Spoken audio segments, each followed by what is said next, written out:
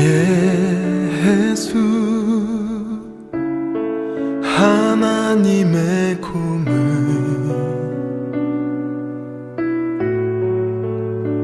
주독생자 그의 나라 임하시네.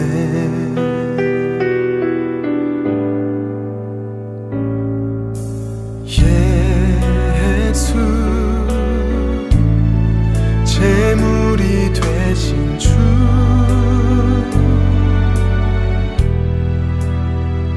영광 중에 그의 나라 임하시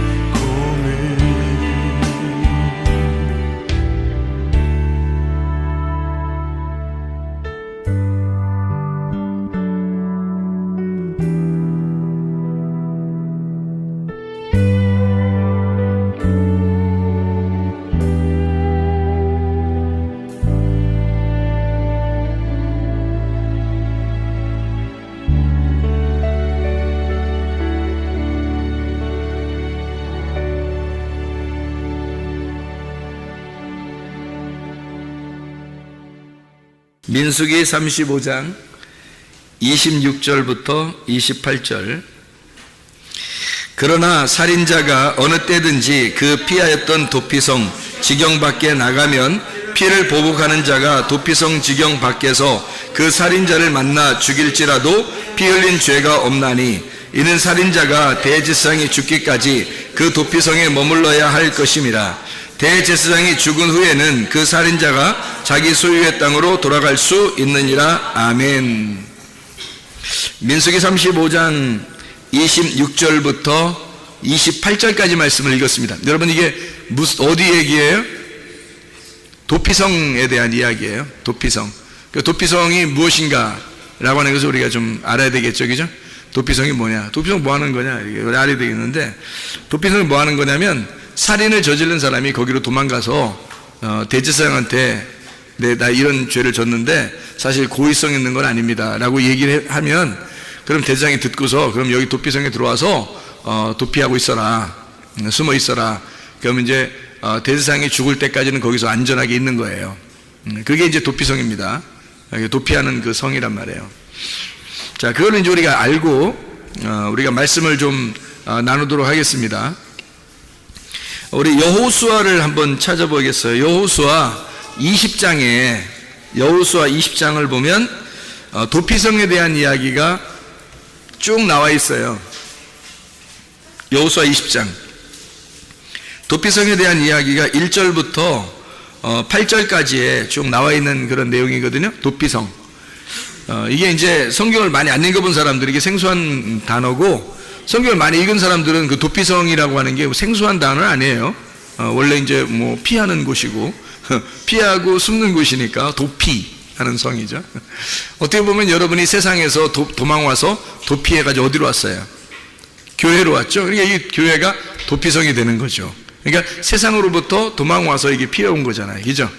뭐 잘못해서 도망온 거예요? 뭐 그럴 수도 있는 거고 그렇지 않을 수도 있는 거고, 교회라는 건 이제 피해서 온 거잖아요. 이게 도피성이나 마찬가지죠, 교회가.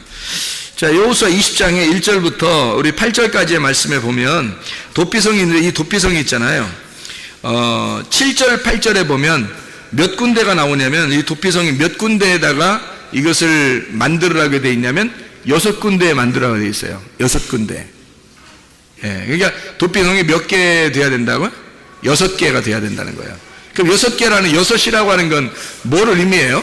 6은, 7은 예수님을 의미하는데, 그죠? 7이 하면 뭐 안식일을 얘기하고, 안식일의 주인은 예수님이고, 그래서 7은 보통 예수님을 말하는데, 6은 보통 뭘 말하는 거예요? 네, 사람을 말하는 거예요, 사람. 사람이 언제 창조됐어요? 며칠 날 창조됐죠? 6째 날 창조됐잖아요. 그래서 사람을 보통 6이라고 표현을 해요. 그러니까 사람이 사람답게 살지 못하면 뭐가 돼? 짐승. 그래서 짐승도 며칠 날 창조해요? 6째 날 같이 창조하는. 그러니까 6째 날은 짐승과 사람을 창조하는 거예요.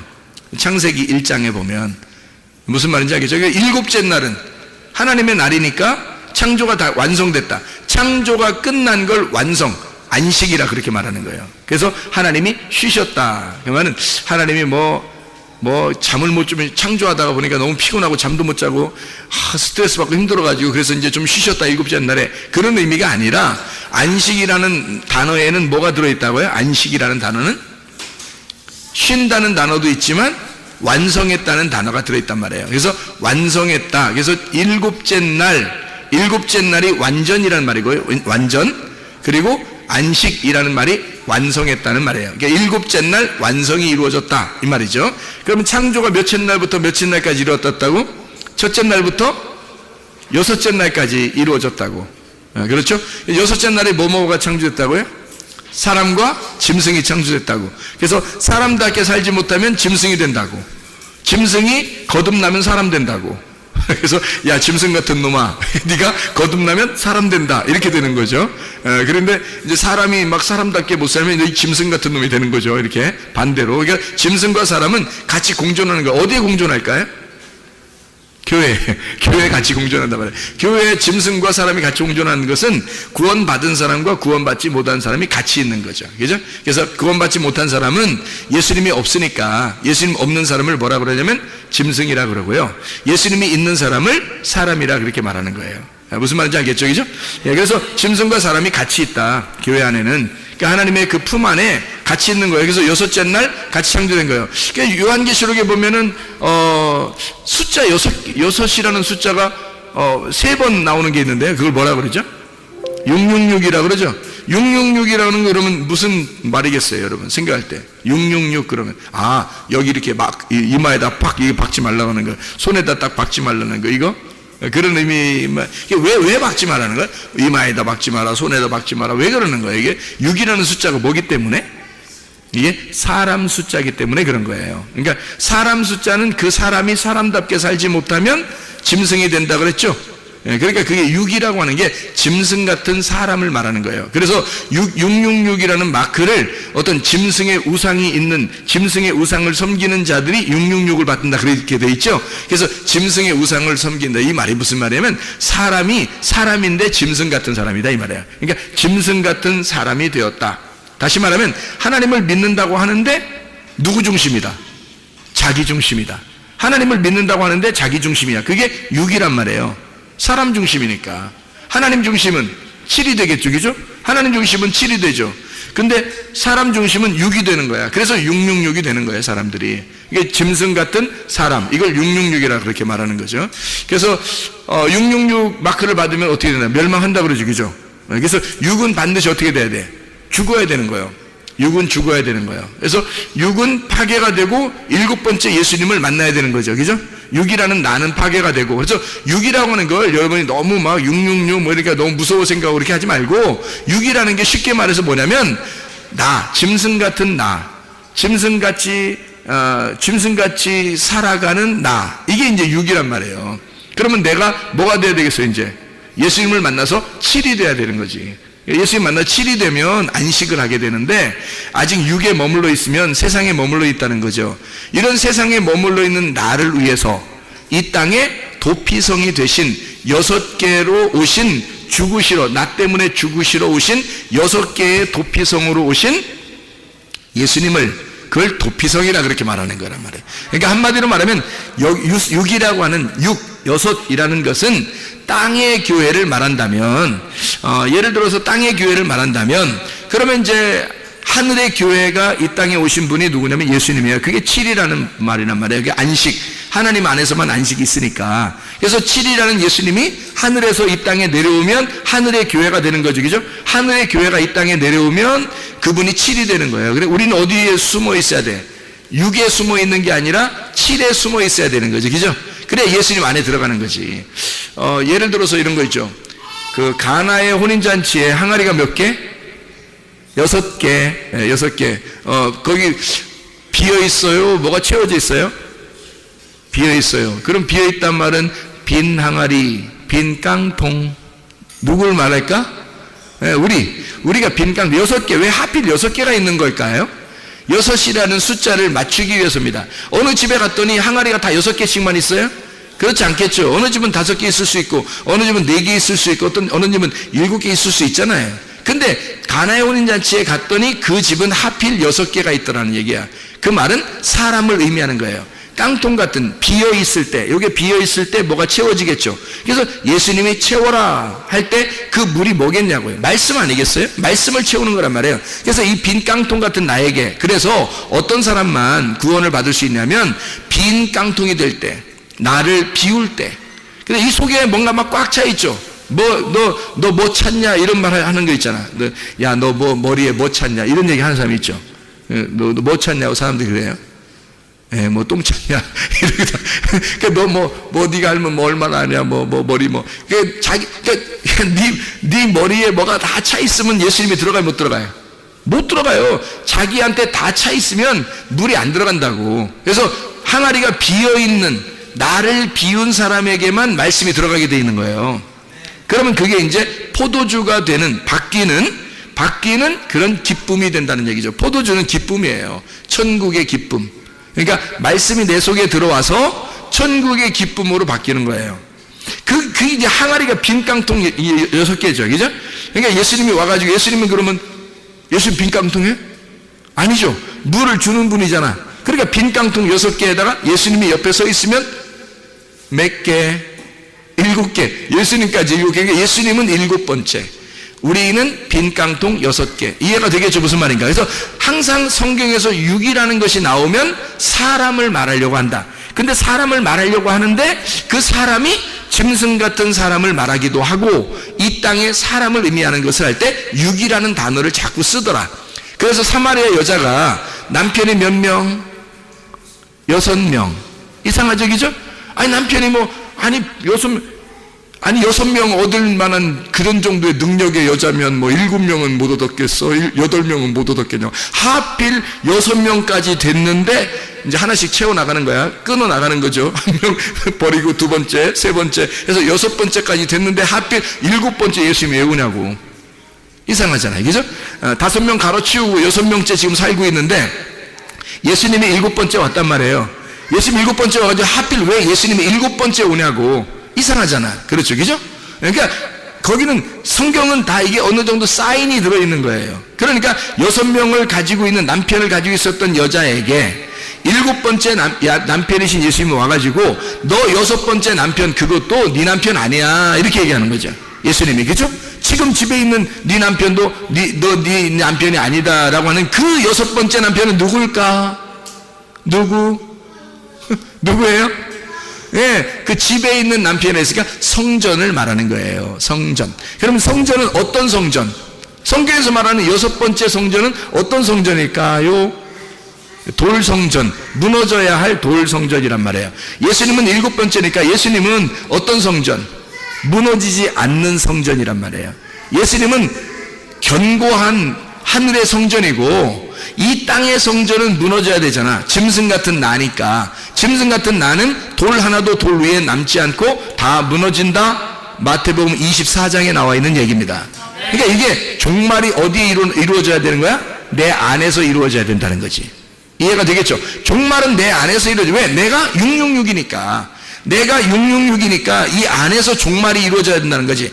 6개 깡통 빈 항아리는 그 속에 물이 채워지면서 7번째 남편을 만났을 때, 7번째 주인을 만났을 때 6 항아리가 물이 채워져 가지고 포도주로 바뀌는 거예요.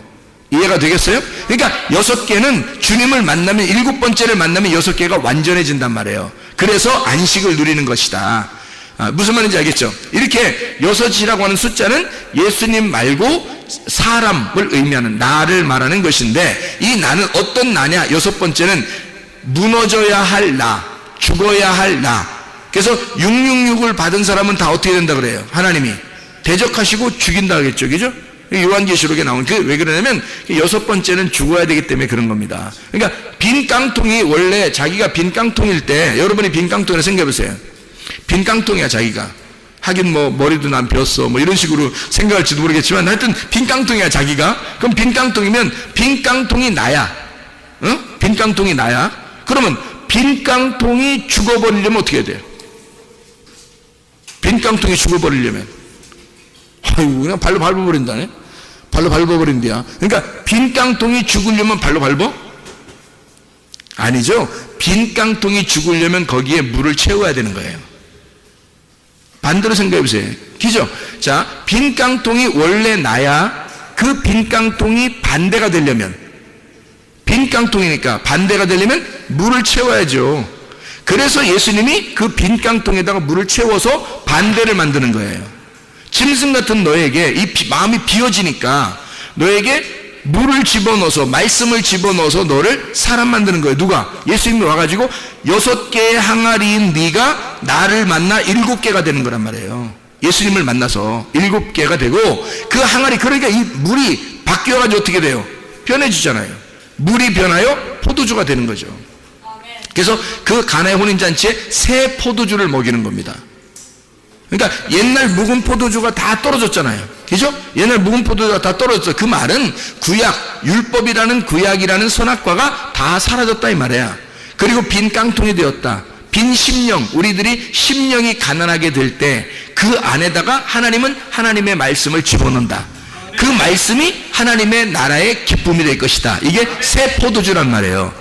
이해가 되겠죠? 그러니까 묵은 포도주가 다 떨어지니까 깡통이 비어 있어요. 거기에다가 새 물을 집어넣어서 거기서 새 포도주를 만들어 새로운 포도주가 되는 할례를 받은 후에 예수 그리스도와 함께 기쁨을 갖는 생활을 하게 될 것이다 라는 말이란 말이에요. 자, 이해가 되겠죠? 무슨 말인가? 이렇게 왜 도피성을 몇 개를 만들어요? 여기 보니까 여호수아 20장에 7, 8절에 보면 몇 개인지 한번 여러분이 세보세요. 도피성이 몇 개인가?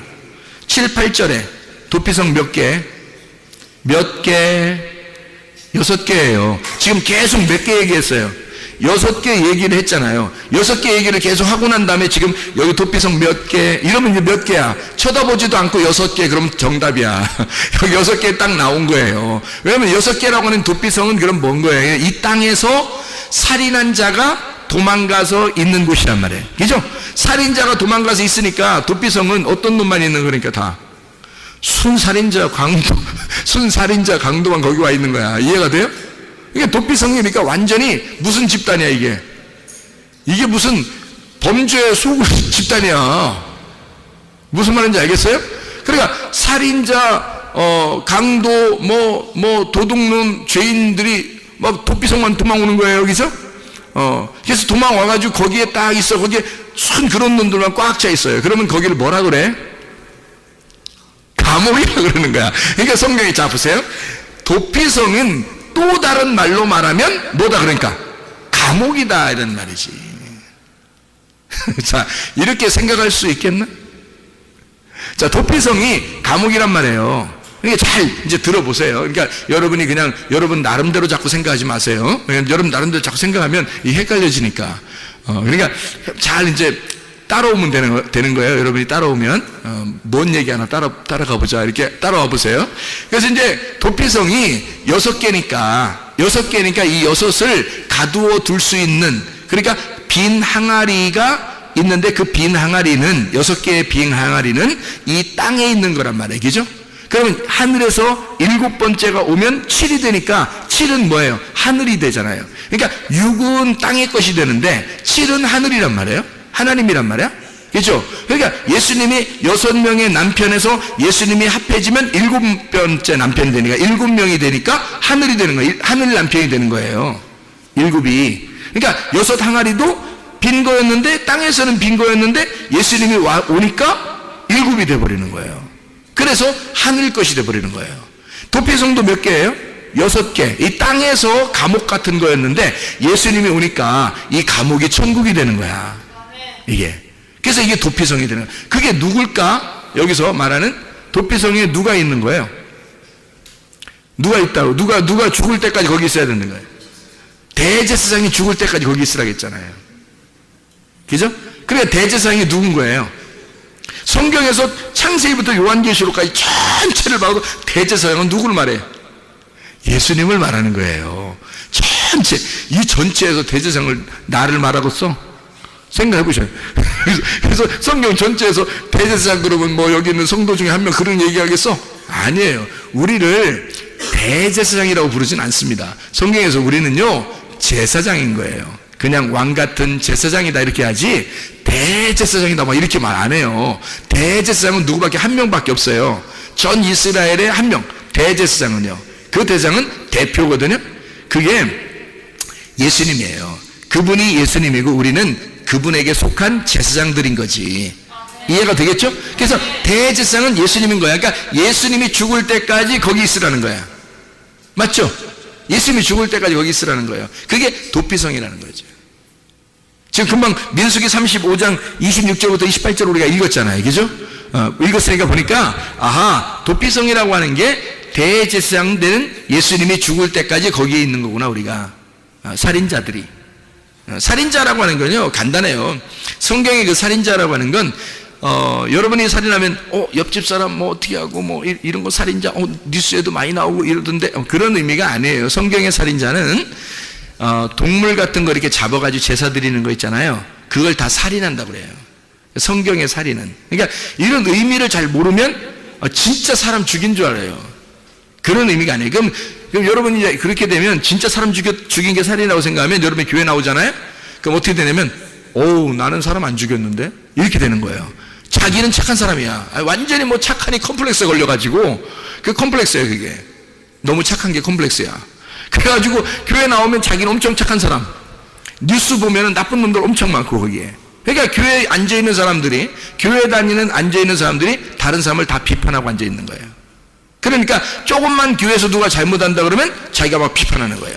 저 사람 왜 저래? 난 안 그런데? 이렇게 되는 거예요. 성경에서 말하는 살인은요, 동물 제사를 말하는 겁니다. 구약에 속해 있는 사람을 살인자라 그러는 거예요. 구약에 속해 있는 사람, 예수님을 못 만난 사람, 예배를 못 드리고 제사를 드린 사람을 살인자라 그러는 거예요. 성경에서 그 살인자를 뭐라고 성경에 다른 말로 말하면 우상숭배자를 말하는 거예요. 우상숭배자를 다른 말로 말하면 음란이라고 말하는 거예요. 그래서 너희가 간음했다, 음란했다, 그게 뭐냐면 아버지 하나님이 있는데 남편이 거기 있는데 다른 남자를 따라갔다 이거야. 그게 음란이라 그러는 거예요. 그거를 우상숭배라 그러죠. 그 우상숭배가 하나님을 죽이는 행동이다라고 해서 그거를 살인이라 그러는 거예요. 이해가 되겠죠? 무슨 말인가? 그래서 이 살인한 자가 몰랐단 말이에요. 자기가 그렇게 죽인 줄 몰랐어요. 여러분이 뭐 누구 사람 죽인 것도 아니고 말이에요. 제사를 그렇게 드리려고 했던 것도 아니고 모르잖아요. 그런데 어느 날 교회를 와보니까 알게 된 거예요. 말씀을 듣다 보니까 살인이 뭔지를 알았어요. 간음이 뭔지를 알았어요. 우상숭배가 뭔지를 알았어요. 죄가 뭔지를 알았어요. 이러니까 이게 그전에는 어떤 상태예요? 그전에는 알고 한 거예요? 모르고 한 거예요? 모르고 한 거란 말이에요. 그래서 모르고 죄를 진 사람이 도망치는 곳이 어디다? 도피성이라는 거지. 말씀을 모르는 사람이 이제까지 죄를 졌단 말이야. 그러니까 그걸 모르고 한 거잖아. 제가 죄를 엄청 졌어요. 옛날에 죄를 엄청, 목사인데도 죄를 엄청 져서 나 이렇게 살면 안 되는데 라고 하면서도 죄를 져가지고요, 제가 부담이 엄청스러웠단 말이에요. 이러다가 내가 큰일 나면 어떡하지? 그래도 나 예수님 믿으니까 천국은 갈 거야, 뭐 이렇게 생각했다가 뭐 이게 나를 위로하는 거죠. 위로하고 변명하고 막 나를 그렇게 포장하려고 했던 거죠.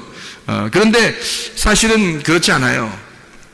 제가 엄청 죄인이었단 말이에요. 그러니까 사람들이 볼 때는 뭐 저를 보면 목사님이니까 뭐 착한 줄 아는데 그것도 진짜 바리새인인 거죠. 이게 그런 것들도 바리새인. 그러니까 정말로 나쁘게 죄를 지은 나를 내가 스스로 날 보면서 하나님 앞에 회개하고 싶지 않겠냐고요. 내가 목사인데 그래도 양심상 내가 하나님 앞에 회개하고 싶지 않겠냐. 그래서 하나님 앞에 회개하려고 여기 이제 무릎을 꿇고 하나님 앞에 기도를 했단 말이에요. 하나님 정말 회개합니다. 내 진짜 다시는 안 할 테니까 내가 이런 죄를 안 짓고 이런 죄를 안 짓고 이런 죄를 안 지려고 하는데 하나님 정말 용서해 주세요. 이렇게 하고 기도를 하는데, 그렇게 기도를 시작했는데 많이 한 게 아니에요. 시작을 했는데 눈물이 펑펑 나는 거예요. 눈물이 펑펑 나는 거예요. 내 인생이 너무 험난했던 거야. 인생이 너무 험난해. 제가 오늘 예배 드리기 전에 우리 그 얘기를 했는데 나보고 먹을 걸 왜 이렇게 욕심내냐는 듯이 쳐다보더라고요. 이 과자 이렇게 내가 먹은 거 있을 때는 항상 나를 먼저 생각해야 돼. 뭐 이러니까 막 지들끼리 웃으면서 이렇게 불쌍하다는 듯이 그럼 먼저 드세요. 뭐 이런 식으로 하더라고요. 그래서 내가 사실은 말이야. 내가 나쁜 과거가 있어서 그래. 뭐냐면 내가 2번 굶어 죽을 뻔했어요. 왜요? 미치더라고. 왜요? 그러니까 뭐 별소리 다 한다 이런 얘기겠죠, 저한테. 근데 사실 왜요? 근데 나는 진짜 2번 굶어 죽을 뻔했다 이렇게 얘기했는데, 그게 무슨 말이냐면 제가 배고파서 2번 굶어 죽을 뻔한 사람이에요. 그러니까 하나님 앞에 내가 한번 기도하면서, 금식하면서 내가 기도하면서 뭐라 했냐면, 하나님, 나 먹을 것만 하나님 저한테 주시면 제가 하나님 일 하겠어요. 그렇게도 고백한 사람이에요. 그러니까 먹을 것만 있으면 나 하나님 살겠습니다. 다른 거 하나도 없어도 돼요. 나 먹여만 주면. 그때 응답받은 게 뭐라고요? 너 잘 먹게 해주겠다. 너랑 같이 있는 사람도 잘 먹게 해주겠다. 이걸 응답받은 사람이에요, 제가. 세상에 이런 것도 응답해줘. 별걸 다 응답해줘, 보면은. 그렇게, 그때 이제 그래서 너무너무 기쁜 거예요. 막 먹는 건 하여튼 뭐, 내 주변에 먹는 건 하여튼 있겠구나. 끊이지 않겠구나. 내가 안 먹어서 그렇지. 내가 안 먹으면 뭐 다이어트 하는 거고, 이제 내가 먹으면 다 이트 하는 거고요. 내가 안 먹으면 다이어트, 내가 먹으면 다 이트 하는 거예요. 그래서 다 이트 하는데, 이제 제가 이렇게 살면서 생각을 해보니까, 내가 하나님, 내가 정말 잘못했습니다. 내 용서해 고백하는데요. 주님이 뭐라고 그러냐면요. 그래서 이제 분명히 제가 그 응답을 받았어요. 분명히. 어떻게 했냐면 깜짝 놀랄 수도. 뭐라고 하냐면요. 네가 죄를 지은 것은 그건 죄가 아니야. 그래요. 네가 죄를 지은 건 죄가 아니야. 뭐가 죄냐면 네가 나를 믿지 않았기 때문에 그렇게 죄를 진 거야. 나는 목사님인데, 아니 신학 공부도 하고 그래도 많이 공부한 사람인데 나름대로 엄청 많이 공부한 사람이거든요. 잠도 안 자가면서. 근데 내가 하나님을 몰라? 내가 하나님 안 믿는 거야? 하나님은 네가 나를 안 믿었기 때문에 그런 죄를 짓는 거야. 네가 나를 모르기 때문에 그런 죄를 짓는 거야 라고 얘기한 거예요. 분명히 제가 응답받았어요. 그래서 제가 그날 더 눈물이 나는 거예요. 더 눈물이 나. 왜 더 눈물이 나냐면 이제까지 내가 하나님을 알려고 공부하고 하나님 그래도 잘 믿는다고 생각하고 내가 목사 생활을 하고 있었는데 그래도 적어도 내가 죄는 짓지만 그래도 하나님 아는 건 내가 좀 안다고 생각했단 말이에요. 그래서 설교도 하고 그랬죠. 그런데 하나님 입장에서는 네가 나를 모르기 때문에 이런 죄를 짓는 거고 네가 나를 안 믿어서 죄를 진 거다라고 분명히 응답을 받았습니다. 제가 엉엉 울었어요. 너무너무 아마 엄청 울었어요. 오랫동안 막 엉엉 울면서 하나님 그러면 내가 알고 있었던 거 다 내려놓을 테니까 내가 그래도 아는 척 좀 하고 내가 좀 안다고 생각했을 거 아닙니까? 내가 아는 거 다 내려놓을 테니까 하나님 그러면 하나님을 알려주세요. 나에게 말씀 좀 알려주세요. 그럼 하나님의 그 마음을 알려주세요. 그렇게 기도한 거예요. 그때부터 하나님이 성경을 막 알려주시는 거예요. 이게 이게 막 이해가 되는 거야. 성경이 이해가 되는 거야. 이게 무슨 말인가? 그러니까 겉으로 읽을 때는 몰랐는데 속의 내용을 보니까 이제 알겠는 거예요. 이 내용이 알려주니까. 그렇게 하나님을 알게 되는 거예요. 주님을 만나면 내 빈 깡통 같은 내 6개의 항아리가 주님을 만나면 채워져서 7개가 된다는 얘기예요. 그러니까 6 남편을 가지고 있던 자가 주님을 만나 7번째 남편인 예수님을 만나서 이 모든 게 7 남편이 되어버리는 거죠. 그래서 완전함이 되는 것이란 말이에요. 그러니까 말씀이 예수님을 만나면 말씀이란 6이 나의 말씀이 예수님을 만나면 6이 7이 됨으로써 완전해지는 거란 말이에요. 하늘의 말씀이 되는 거죠. 땅에서 알고 있었던 말씀이 하늘의 말씀이 되는 거예요. 그래서 7으로 바뀌어야 된다는 거야. 여러분이 6에서 7으로 바뀌시기를 바랍니다. 7으로 바뀌어야 돼요. 그래야지 이게 말씀이 깨닫게 되는 거죠. 6으로 살고 있으면 짐승 같은 나 기껏 열심히 해봐야 가장 잘 되는 게 빈 깡통. 거기서 하나님 앞에 더 잘 되는 하나님이 물을 채워주시는 거, 말씀을 채워주는 거. 그러면 주님을 만나 7개의 항아리가 되는 거죠. 예수님이 우리를 위한 항아리가 되니까. 그래서 7개의 항아리가 돼서 완전함을 이룬단 말이에요. 그러면 하늘나라의 천국의 잔치가 새 포도주로 열리게 되는 것입니다. 그게 거기서 떠간 하인들만 알더라 그랬잖아요. 거기서 이걸 직접 물을 붓고 그걸 뜬 사람들만 아는 거예요. 그러니까 자기에게 직접 경험이 된 사람들만 말씀을 아는 거예요. 이게 그냥 들려진다고 다 아는 게 아닙니다. 이렇게 다 들려줘도요, 자기의 마음판에 다 오는 사람이 있다고요. 심령이 가난한 사람, 자기 정말 빈 항아리로서 주님의 물을 기다리는 사람들이 있다고요. 그 사람들한테는 말씀이 들어간다고 이게. 그러면 주님의 잔치가 열어지는 거죠. 그 속에서 막 기쁨이 있죠. 말씀으로 막 기쁨이 있다고요. 자, 이 도피성이라고 하는 게 6개인데 여기에 누가 있다? 대제사장이 있다. 대제사장이. 그 대제사장이 거기에 사는 동안에 우리는 이런 죄가 아니라 결국엔 뭐라고요? 살인이라고 하는 게 우상숭배고 우상숭배가 음란이다. 간음이다 이거야. 그럼 이게 같은 거란 말이에요. 그러면 여러분 우리 모두 다 이게 안 걸린 사람이 있을까? 없죠. 이게 안 걸린 사람이 없는 거예요. 그러니까 다 6에 속한 사람들이란 말이에요. 우리 인간은 다 6에 속한 사람들이라고. 그러니까 7번째 대제사장한테 도망가지 않으면, 도피성에 있는 대제사장한테 도망가지 않으면 안 된다고 이게.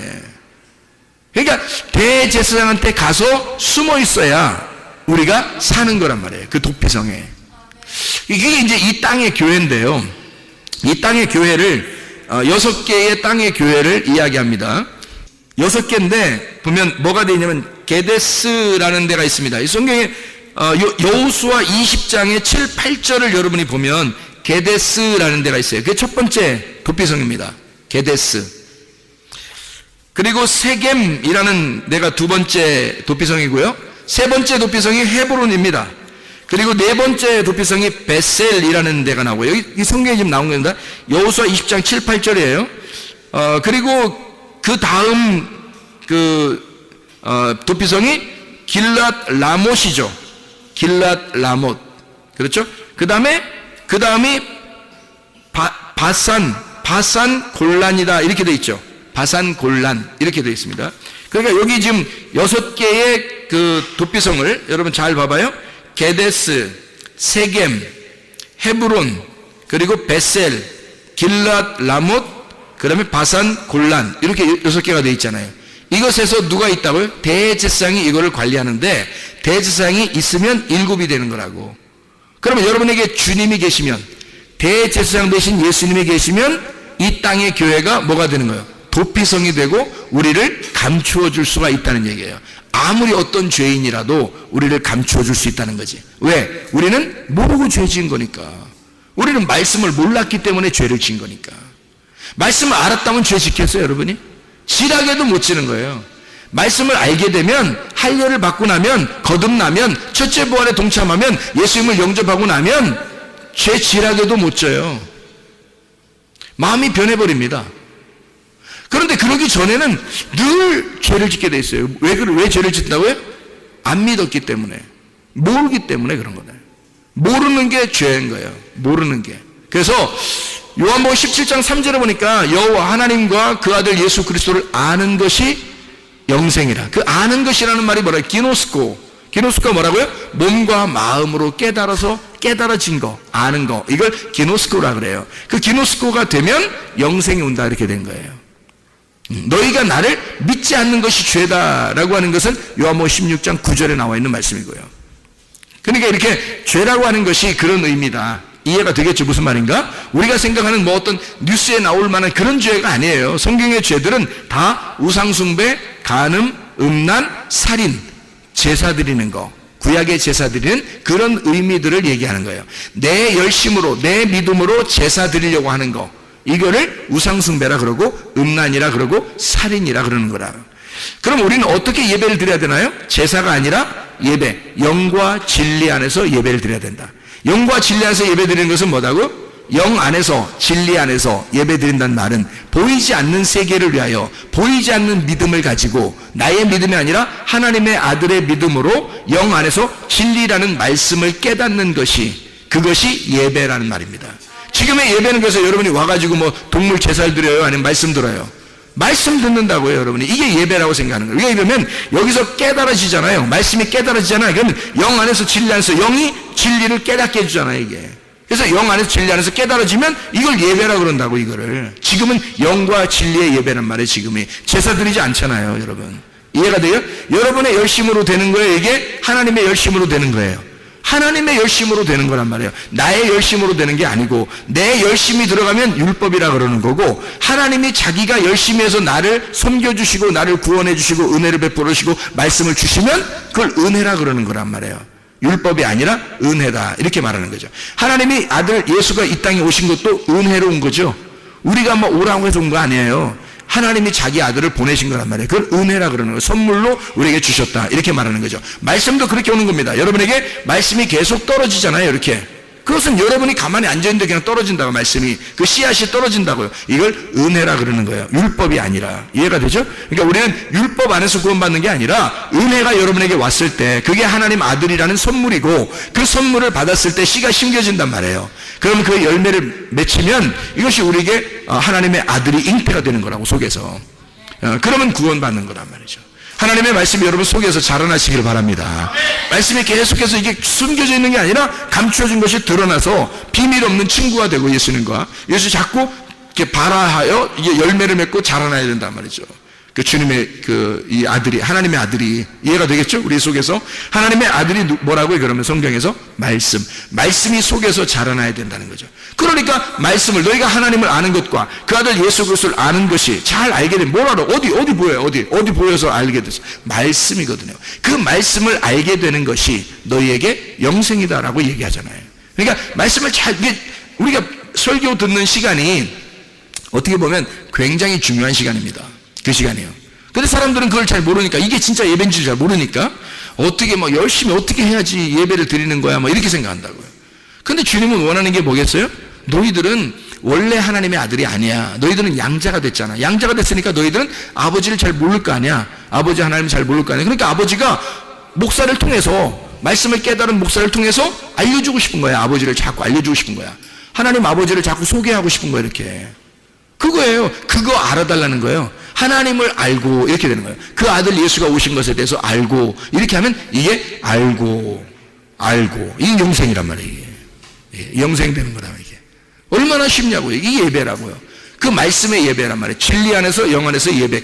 그래서 신령과 진정으로 예배 드릴 때고는 곧 이때라. 아버지께서는 그렇게 예배 드린 자들을 찾으시느니라 이렇게 되어 있죠. 요한복음 4장 23절 24절의 말씀이잖아요. 그게 예배란 말이에요. 사마리아 여자가 물어봤을 때 예배를 어떻게 드립니까? 예수님이 그렇게 말했죠. 영과 진리 안에서 예배 드려라. 신령과 진정으로 예배 드려라. 그 말이거든요. 그게 영 안에서 진리 안에서 예배 드려라. 그러면 아버지 하나님이 그 사람들을 찾아가신다 이렇게 되어 있잖아요. 하나님 우리를 찾아오시는 거예요. 우리는 어떻게 하면 돼? 영 안에서 진리 안에서 예배 드리면 돼. 말씀을 깨달으면 된다 그 말입니다.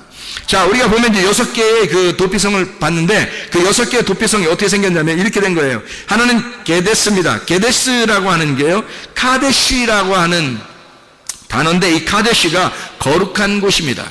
거룩한 곳. 이 카데시는 카다시에서 나온 거예요. 이 카다시라고 하는 것은 성결하다, 구별하다, 봉헌하다, 깨끗하게 하다, 선포하다 이런 단어입니다. 그 말은 무슨 말이냐면 구별된 곳이다라는 뜻이에요. 도피성이라는 말은 이게 게데스에 세워라라고 하는 것은 구별된 곳이다라는 말입니다. 6개가 다 하나거든요. 6개가 하나야. 6개가 6개인데 그게 하나라고요. 지금 이 땅에서의 6개를 설명하려고 하는 거예요. 6 항아리를 설명하려고 하는 거란 말이에요. 그 중에 이름 하나씩을 붙여준 거예요. 그 이름 하나씩 붙여줬는데 그 이름이, 첫 번째 이름이 게데스예요. 그게 거룩하게 구별되었다라는 말이고요. 두 번째 쉐켐입니다. 세겜이라는 이 도피성이 있는데 그 세겜은 쉐켐이라는 단어에게 산마루입니다. 산마루. 이 쉐켐은요, 쉐켐이라고 하는 단어는 어깨, 목, 짐 올리는 등, 목, 어깨 이런 걸 얘기해요. 여러분 여기 어깨 생각하면 뭐가 생각나요? 어깨 하면 야, 나 어깨 무겁다 뭐 이런 얘기 하잖아요. 진짜 뭐를 이렇게 들고 있어서 어깨 무겁다는 사람도 있지만 이렇게 뭐 회장 되고 뭐 부회장 되고 그러면 총무 되고 그러면 야, 나 어깨 무겁다 뭐 이런 얘기 하잖아요. 이게 어깨 무겁다. 이게 책임감을 얘기하는 거죠. 그죠? 책임감도 얘기하는 거고 진짜 어깨가 무거운 짐을 진 걸 얘기하는 거고요. 그래서 책임감을 가진, 책임이 따르는 어깨가 무거운 그리고 짐을 진 그것이 세겜이라는 도피성이에요. 그러니까 도피성의 이름을 가만히 6개를 생각해 보면 그게 뭔지를 알게 되는 거죠. 그죠? 아, 도피성이 뭐 때문에 있구나라는 걸 깨닫게 되는 거죠. 헤브론이 있습니다. 헤브론. 세 번째가 헤브론인데요. 이 헤브론은 교제의 자리라는 뜻입니다. 교제의 자리. 헤브론. 교제라고 하는 건 뭐예요? 하나님과 교제한다 그러면 어떻게 돼요? 예배를 말하는 거죠. 예배. 거기서 헤브론, 아브라함이 헤브론에서 하나님께 제단을 쌓았더라 이렇게 되는 거예요. 그래서 아브라함이 헤브론에서 제단을 쌓았더라. 자, 다윗이 왕이 될 때 이스라엘 백성들이 아직 인정하지 않고 유대 백성들이 인정하고 있을 때 다윗이 첫 번째로 왕이 돼서 하나님 나 어디에서 왕권을 내가 행사할까요? 라고 하나님 앞에 기도했을 때 어디로 가라고 하나님이 명령했어요? 헤브론으로 갈지니라 이렇게 돼 있잖아요. 그 헤브론이, 너 헤브론이나 가라 이 말이거든요. 너 헤브론이나 가라. 그럼 그 말은 뭐예요? 너 나와 예배에 성공하자. 너 예배 먼저 드려라 그 말이에요. 너 예배 먼저 드려라. 나하고 교제하자. 너 이 사람들 백성 다스린다고 뭐 왕한다고 어쩌고 뭐 그게 중요한 게 아니라 헤브론으로 먼저 와. 다시 말하면 너 나하고 예배 먼저 드리자 이거야. 너 나하고 먼저 서로를 알자. 서로 교제하자. 그게 헤브론이에요. 친구가 되는 그 헤브론. 이 헤브론이라는 것은 헤베르에서 나온 단어고요. 이게 단체, 물이라는 단어입니다. 하바르에서 나온 단어고 이게 결합하다, 연결하다, 동맹하다, 쌓아올리다라는 단어예요. 그러니까 함께 결합해서 동맹을 이루는 겁니다. 그러니까 함께 하는 거니까 교제죠. 서로 교제하고 함께. 나 혼자 할 수 없잖아요. 예배를 혼자 드려요? 아니에요. 예배는 함께 드리는 겁니다.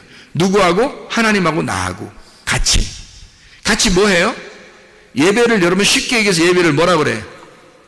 예배를 쉽게 얘기해서 뭐라고 그랬다고 그랬어요? 예배는 뭐 하는 거라고? 먹는 거라고. 먹는 거. 뭘 먹어? 양식이 뭐예요?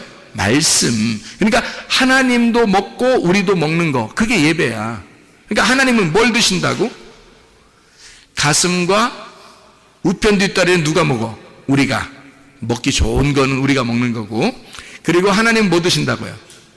기름과 피를 드신다고. 그래서 하나님에게 제사 드릴 때는 기름과 피를 하나님 앞에 드리잖아. 그렇죠? 우리는 가슴과 우편 뒷다리를 먹게 돼 있는 거예요. 하나님의 사랑, 가슴을 먹게 되고 하나님의 마음을 알게 된 사람이 여호와의 능력으로, 그 우편 뒷다리 능력으로 살아가야 된다라는 그런 말이에요. 그리고 하나님은 뭐예요? 기름, 그리고 피. 이건 순전히 뭐야? 기름은 성령님을 의미하고 피는 예수의 피, 죽음을 의미하는 거죠. 그래서 예수의 죽음으로 성령, 그 안에서만 하나님 받아주시는 거니까 예수님만 먹는 거야. 하나님은 온전히 자기 아들만 먹는 거예요. 성령 안에서 예배 드릴 때만 하나님 받아주시는 거야. 그러니까 하나님은 기름과 피를 먹고 우리는 가슴과 우편 뒷다리를 먹어. 그러니까 함께 먹는 걸 화목제라고 그러고, 그걸 헤브론, 하나님과의 교제, 이게 하나님과의 친교라 그렇게 말할 수 있는 예배라는 말입니다. 예배는 우리 혼자 먹는 게 아니에요. 하나님하고 우리하고 같이 먹는 거야. 그걸 예배라 그러는 것입니다. 자, 예배 무슨 말인지 알겠죠? 그게 헤브론이라는 얘기입니다.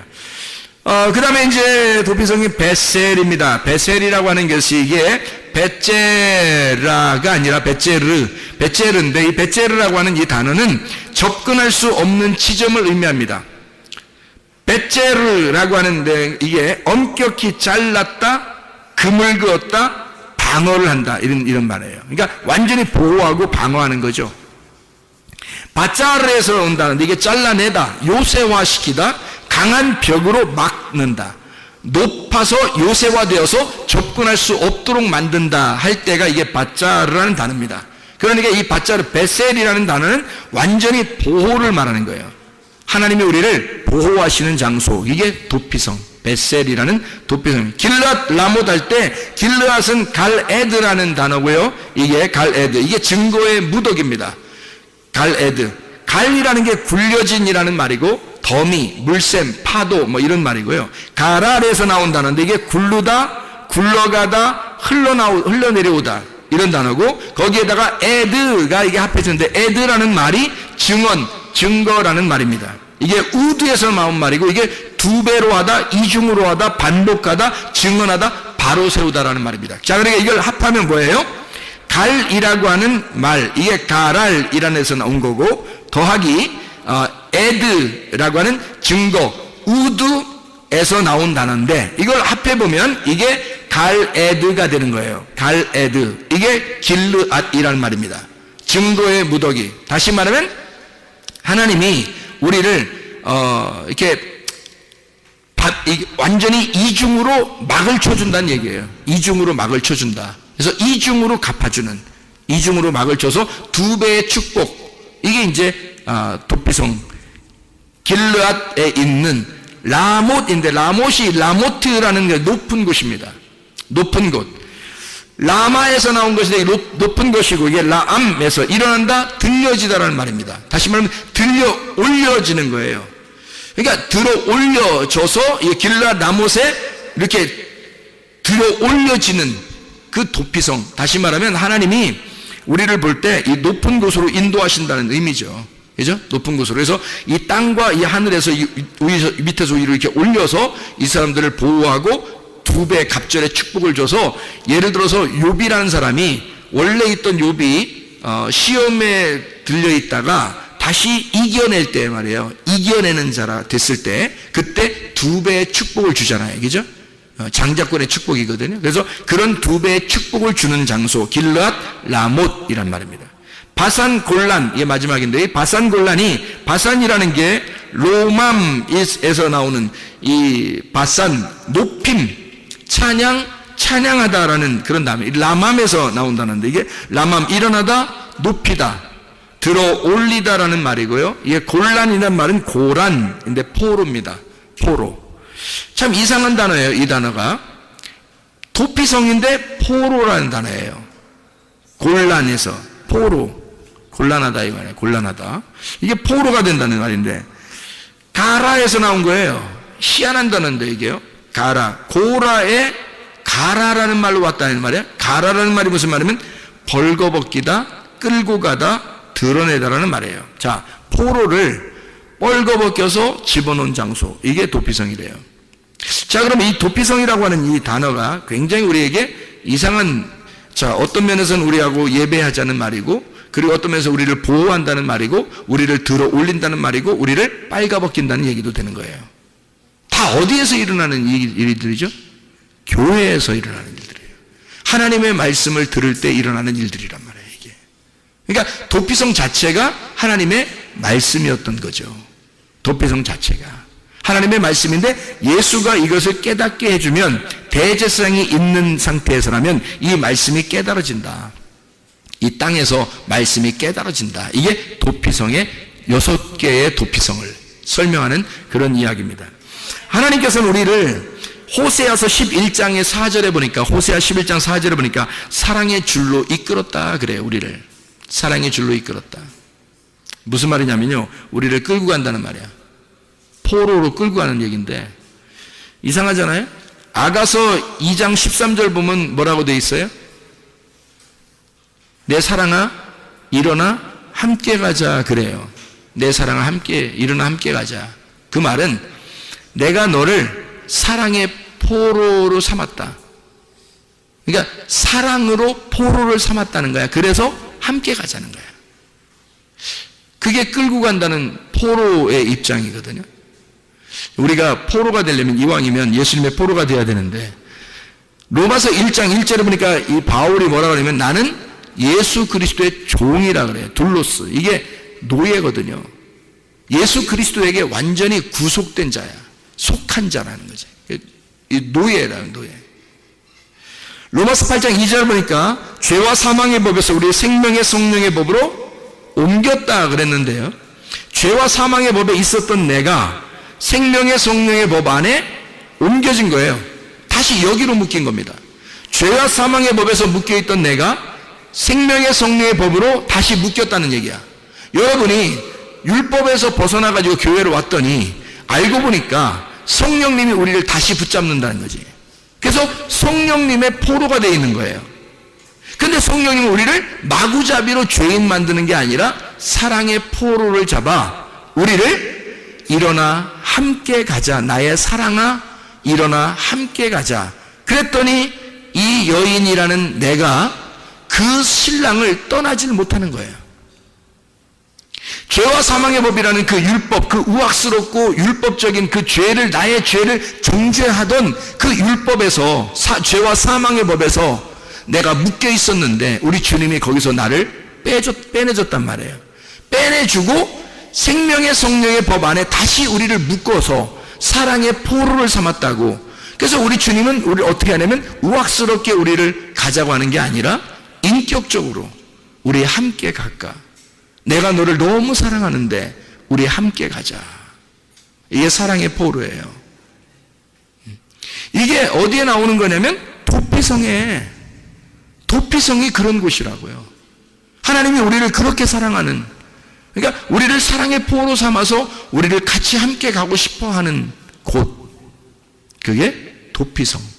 그러니까 우리는 완전히 우리를 뭐 빨개 벗겨가지고 막 우리를 포로를 삼다니까 우리 어떻게 해 뭐 이런 게 아니라 사랑의 포로. 하나님 우리를 너 있는 모습 그대로, 너 있는 모습 그대로 나는 너를 사랑할 거야. 주님이. 그래서 너를 발가벗겨. 네가 입었던 옷 말고 이제 내가 너에게 옷을 입혀줄게. 그래서 주님이 우리를 발가벗겨서 우리를 끌고 가서 자기의 사랑의 포로를 삼는 거예요. 그랬더니 이 여자가 신랑을, 이런 신랑 만나고 난 다음에 안 벗어나는 거야. 너무 좋으니까, 너무 인격적이니까 안 벗어나는 거야. 자기가 사귀던 남자, 자기가 남편이었던, 섬기던 그 남편은 율법이었고 너무 힘들게 했는데 자기를, 새로운 신랑을 만났어. 은혜라는, 복음이라는, 진리라는 신랑을 만났어요. 이 남자친구는, 이 신랑은 너무 잘해주는 거야. 자기를 함께, 내 사랑아 함께 가자. 슬프면 같이 슬퍼해주고 기쁘면 같이 기뻐해주고, 자기가 앞에 막 먼저 막 가는 것도 아니고 함께 동행하는, 같은 걸음으로 같이 가는, 늘 옆에서 같이 있어 주려고 하는 그런 사랑의 신랑이라는 거죠. 그게 주님입니다. 그게 우리의 도피성이고 우리의 주님이시라는 거죠. 이렇게 친구처럼 사랑하는 거, 이게 진짜 신랑과 신부. 결혼 잘한다, 결혼 잘했다, 결혼 잘해야 된다, 결혼 잘했구나, 이런 걸 어떻게 알 수 있어요? 어떻게 되면 결혼 잘했다는 거야? 둘이 친구 되면, 둘이 친한 친구가 되면, 서로 비밀이 없고 서로 자기의 것을 감추지 아니하고, 그리고 친구처럼 지낼 수 있다면, 그러면 결혼 잘하는 거고 결혼 잘한 것입니다. 우리는 모두 결함이 있지만 결핍이 없게 만들어 주시는 것, 이게 선한 목자가 하시는 거예요. 주님은 우리에게 늘 우리는 결함이 있어요. 부족하고 연약해요. 그런데 결핍은 없어요. 왜? 선한 목자가 되시는 분은 우리의 부족함을 채워주시는, 결핍함을 채워주시는 분이거든, 그 선한 목자가. 그래서 서로가 부족한 점들을 주님이 채워주시는 거예요. 이렇게. 그게 우리의 신랑 되시는 거라고요. 완전한 교회는 세상 어디에도 없습니다. 완전한 교회는 없는데 온전한 교회는 있을 수 있습니다. 온전한. 그래서 너희는 주 안에서 온전하라. 너희가 완전하진 않아. 그렇지만 온전해 줄 수는 있어. 너희들이 깨끗하고 거룩하고 구별되게 그렇게 교회로 살아갈 수가 있다. 이런 도피성이 되어야 된다. 우리는 완전하지 않지만 온전하게 살 수 있다. 완전한 교회는 없지만 온전한 교회는 있을 수 있는 겁니다. 우리 교회가 이런 온전한 교회가 되시기를 바랍니다. 하나님이 기뻐하시는 교회, 이 마지막 때에 하나님이 도피성과 같은 교회, 누구든지 와서 물로 씻고, 누구든지 와서 용서받고, 누구든지 와서 자기의 죄를 회개하고 기쁨으로 누릴 수 있고 위험을 당하지 아니하고 그런 교회. 열왕기하 5장 14절부터 27절의 말씀에 보면요, 두 사람을 비교하는 장면이 나옵니다. 하나는 7번 요단강에서 물로 씻은 나아만이라는 사람이 있습니다. 자기가 처음에는 아이 뭐 안 씻어요 뭐 이렇게 하다가 옆에 이 사람이 정말 좋은 얘기를 해줬죠.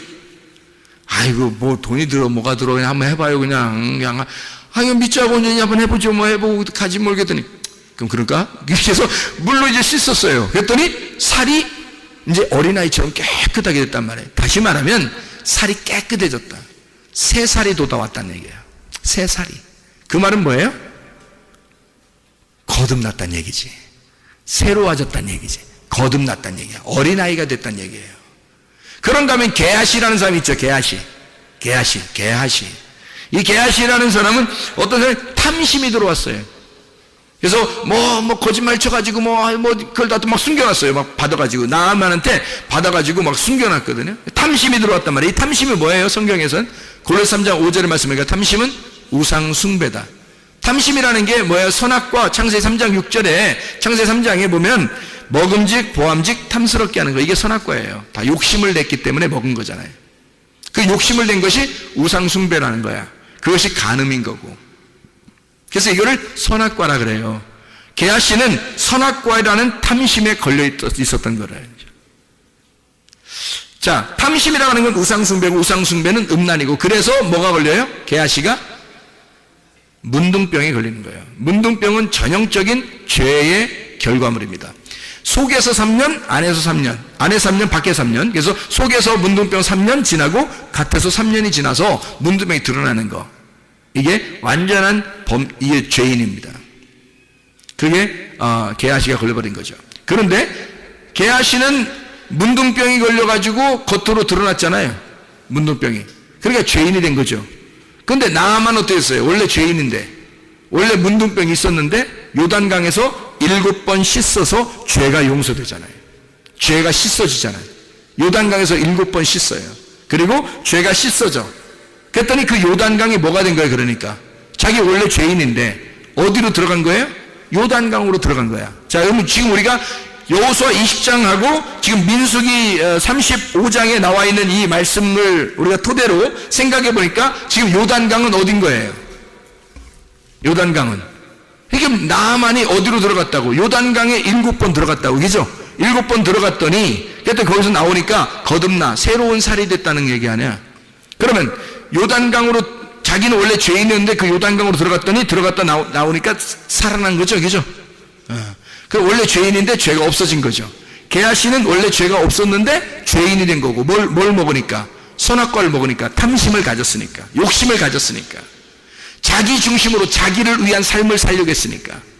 그런데 요단강에 7번 들어간 나아만은 자기가 심판받은 거죠. 요단강에서 심판을 받은 거란 말이에요. 자기를 심판한 거래요. 자기의 죄가 다 씻어진 거예요. 그랬더니 이 사람은 뭐에 들어간 거예요? 죄를 지었지만 도피성에 도망간 거잖아요. 요단강에 들어갔다는 얘기는 도피성에 들어갔다는 얘기잖아요. 그렇죠? 그래서 7번 씻어 거기서 완전하게 죄의 씻음을 받았다, 이런 말이잖아요. 그 말은 요단강 자체가 뭘 얘기하는 거야? 죽음과 부활을 말한다. 예수님이 마태복음에 보면 예수님이 침례 요한한테 침례를 받을 때 어디로 가요? 요단강으로 가잖아요. 요단강으로 가가지고 어떻게 해요? 예수님이 침례를 받을 때 물에 들어갔다가 나오시잖아요. 그죠? 물에 들어 나오니까 나올 때 어떻게 막 성령의 비둘기같이 하늘문을 열어가지고 그 위에는 말씀이 막 내려오잖아요. 이는 내 사랑하는 아들이다, 내 기뻐하는 자다라고 얘기하잖아요. 그게 언제? 물에 들어갈 때 나와요? 그 소리가 물에서 올라올 때 나와요? 물에서 나올 때 나온다. 그렇지 말하면 죽을 때 있는 게 아니라 물에서 부활할 때 나온단 말이에요. 하나님의 음성이. 이해가 되겠죠? 그것처럼 죽음과 부활을 말하는 곳이 어디냐면 요단강이란 말입니다. 그 요단강에 나아만은 자기를 씻어서 7번 씻어서 죄를 씻음 받고 나병, 문둥병이 있었는데 고침을 받았단 말이에요. 그런데 게하시는 문둥병이 없었는데 그 나아만이 가지고 있던 그 문둥병이 게하시한테 들어가 버리는 거예요. 뭘 가지니까? 선악과를 먹어버리니까. 탐심을 가져버리니까. 자, 무슨 말인지 이해가 되시나요? 서로 비교한 장면들입니다. 그러니까 요단강은 지금 뭘 얘기하는 거다? 죽음과 부활을 말하는 거다. 그거를 다른 말로 말하면 뭐라는 거다? 도피성을 말하는 것이다. 도피성을 다른 말로 말하면 뭘까요, 그럼? 성막, 성전을 의미하는 것이다. 성막, 성전. 지금으로 말하면 뭐다? 그러니까 도피성이 교회다. 그래서 교회는 뭐 하는 곳이다? 여러분을 죽이는 곳이다. 그리고 여러분을 살리는 곳이다. 이해가 되겠습니까? 교회 자체가 그러니까 이게 도피성이라 여러분을 죽이고 여러분을 살리는 곳이다. 이게 죽음과 부활을 말하는 그 말씀이 있는 곳. 이게 교회를 의미하는 것이다. 이해가 되겠죠? 무슨 말인가? 그래서 우리는 피난처라고 하는 게 이게 도피성인데요. 이 피난처가 도피성인데 내 대신 누가 죽어야지만이 거기서 일이 끝나요. 도피성에서 끝나요. 대제사장 되시는 예수님이 죽을 때까지 나는 거기 있어야 돼. 그리고 예수님이 죽으면 다 끝나. 대제사장이 죽으면 이젠 다시 자기 집으로 돌아갈 수 있어요. 그러면 생각해봐요. 대제사장이 안 죽었을 때 만약에 나가면 어떻게 돼? 만나는 사람이 죽여버려, 이 사람을. 옛날에 너 살인죄가 졌지, 너 죄인이지, 그러면 만나는 사람이 이 사람을 죽일 수 있어요. 그런데 대제사장이 죽고 그리고 이 사람이 나갔어. 그러니까 이 사람이 도피성에서 나갈 수 있는 방법은 대제사장이 죽는 방법밖에 없는 거야. 대제사장이 죽을 때까지는 도피성에 있어야 되는 거예요. 나가려면 대제사장이 죽어야지 나가는 거예요. 그러니까 이 사람이 이제 죽어야 되는데, 원래 죽어야 되는데 대제사장이 죽는 거예요. 대제사장이 죽으면 이 사람을 죽이는 법이 끝난 거야. 이 사람을 죽이는 법이 없어져 버린 거예요. 더 이상 정죄가 없는 거야. 죄를 고발할 만한 게 없어진 거예요. 더 이상.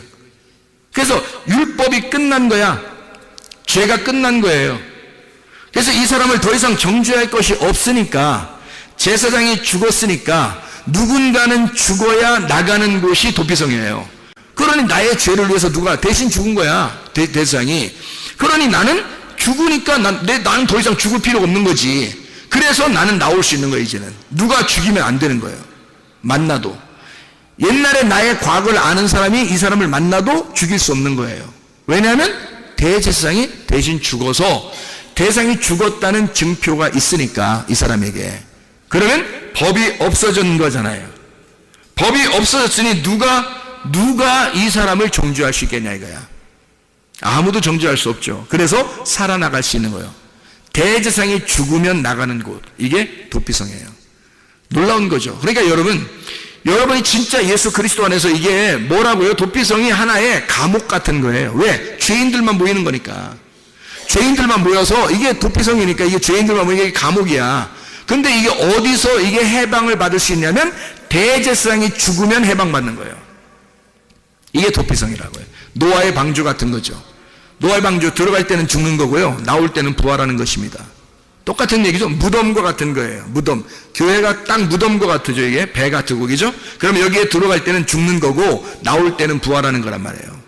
그래서 이게 죽음을, 완전히 죽은 사람은 나오면서 부활하는 거란 말이죠.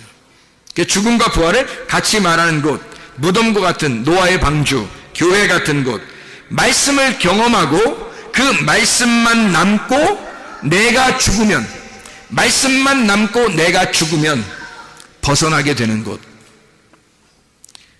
내가 죽고 나를 아는 그 대세상이 죽고 그리고 말씀만 남아있으면 내 속에, 그러면 나는 벗어나 살게 되는 곳, 이걸 도피성이라 그렇게 말하는 겁니다. 그래서 마가복음 8장 34절에 주님이 따라오라 그래요. 어떤 사람, 어떻게 따라오라 그래요? 자기를 부인하고 자기 십자가를 지고 따라오라 그러잖아요. 자기를 부인하고 자기 십자가를 지고 따라오라 그래. 그러면 어디까지 따라가? 우리가 자기 십자가를 지고 자기를 부인하고 따라갔더니 어디로 가? 예수님이 무덤으로 들어가더란 얘기야. 십자가에 죽으시고 내 십자가를 지고 따라갔더니, 나를 부인하고 따라갔더니 어디까지 가? 주님의 십자가에서 어디로 들어가? 무덤으로 들어가더라는 거지. 그랬더니 무덤으로 가니까, 자, 무덤으로 가니까 이게 뭐라고? 도피성이라고. 그게 도피성이라고. 그랬더니 그 무덤이 더 이상 나를 죽이는 곳이에요. 이제 예수님이 죽었으니까, 내가 죽었으니까 거기서 나를 더 이상 죽이는 곳이에요. 나를 이제 살리는 곳이 되겠어요. 살리는 곳이 된단 말이죠. 누군가는 죽어야 끝나는 장소, 이게 도피성.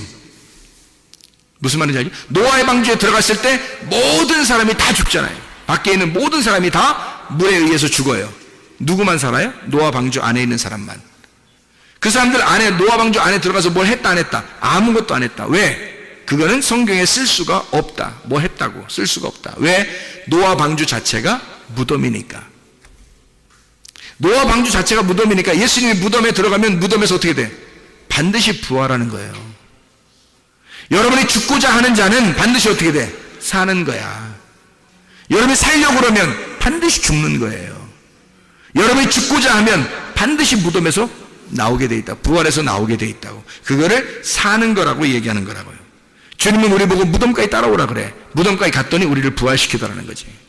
이해가 되겠습니까? 그걸 우리는 성경에서 뭐라고 말하냐? 도피성이라고 말한다. 자, 마지막으로 민수기 35장 26절부터 28절까지 말씀, 도피성이라는 말이 나와요. 대지상이 죽을 때까지 거기에 있어라, 그런 얘기고요. 대상이 죽으면 너는 빠져나오게 될 것이다 라고 이야기합니다. 내가 죄를 고백한 대지상이 죽었다. 다시 말하면 공소시효가 끝났다라는 말이고, 나를 정죄할 정죄가 더 이상 없다. 법전이 없어져 버렸다는 얘기야. 그 법이. 그러니 나를 정죄하겠느냐, 누군가가. 안 된다. 이미 죽었으니까. 정죄할 그 율법이 죽어버린 거란 말이에요. 더 이상. 그러니까 우리에게는 복음만 남아있는 거지, 진리만 남아있는 거지. 그래서 나와 하나 된 그 대제사장이 죽을 때 나는 자유하게 된다는 겁니다. 왜 성경에 그런 식으로 도피성을 써놨을까? 라고 하면 민수기 35장 26절부터 28절에 도피성이라는 이 단어가 미크라트라는 단어입니다. 미크라트라는 이 단어는 수용한다라는 단어인데, 수용한다라는 단어인데요. 미크라트, 이 미라고 하는 게 이게 mem에서 나온 겁니다. mem이라는 게 장소예요. 장소. 그리고 카라트의 장소예요. 그러니까 mem이라는 게 장소고 카라트, 그래서 이걸 합해서 미크라트라고 하는 거예요. 이걸 도피성이라는 단어거든요. 도피성은 미크라트인데 이게 mem, 장소, 그리고 카라트의 장소다, 이런 얘기야. 그럼 카라트가 뭐냐면, 카라트란 단어는 불구로 만들다는 단어예요. 불구로 만들다. 지체 부족한 자로 만든다. 어서 많이 듣던 얘기 아니에요? 지체 불구자로 만든다. 어서 많이 듣던 얘기죠? 야곱이 하나님하고 싸울 때 하나님이 야곱을 쳐서 불구자로 만들죠. 그렇죠? 그게 도피성. 그 장소가 야곱이 죽는 장소란 말이에요. 야곱을 완전히 꺾어내는 장소, 야곱을 완전히 꺾어버리는, 죄 지은 자가 그 도피성으로 도망가 자기의 옷을 다 벗겨지는 그 장소, 자기의 수치를 정확하게 깨닫는 장소, 그래서 자기가 죽어버리는 장소, 자기가 없어지는 장소, 그리고 예수라는 말씀이 살아나오는 장소가 미크라트, 도피성, 예수 그리스도가 여러분의 도피성 되기를 바랍니다. 우리 교회가 이 마지막 시대의 도피성 되기를 바랍니다. 그래서 주님 만나는 장소가 다 되시기를 바랍니다. 우리 하나님 아버지 인도하시고 사랑하심을 감사합니다. 주의 말씀대로 살다가 주님 만나게 도와 주시옵소서. 예수 그리스도 존귀하신 이름 받들어 기도 올리옵나이다. 아멘.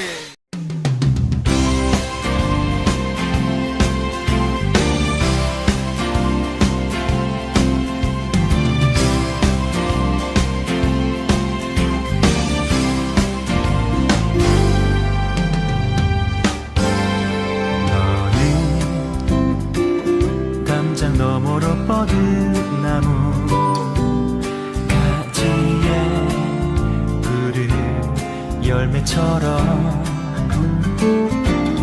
하나님의 귀한 축복이 삶에 가득히 넘쳐날 거야.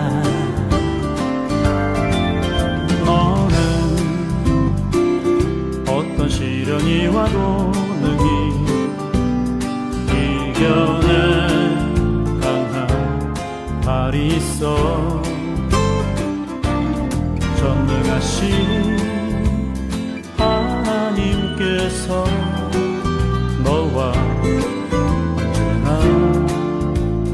함께 하시니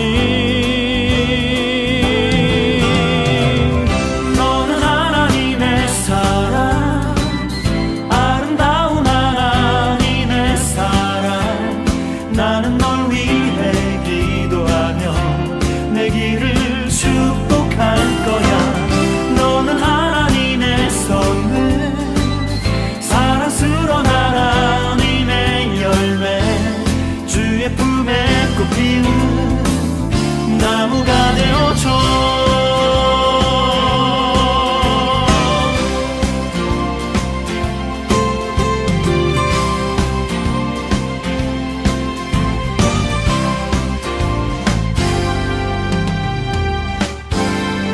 너는 담장 너머로 뻗은 나무 가지에 푸른 열매처럼 하나님의 귀한 축복이 삶에 가득히 넘쳐날 거야. 너는 어떤 시련이 와도 능히 이겨낸 강한 발이 있어.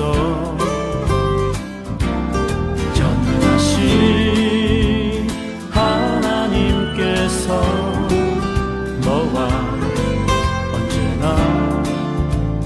함께 하시니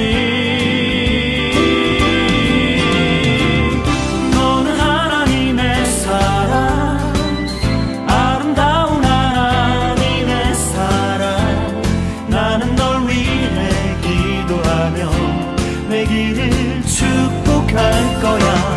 너는 하나님의 선물, 사랑스러운 하나님의 열매, 주의 품에 꼭 피는 나무가 되어줘.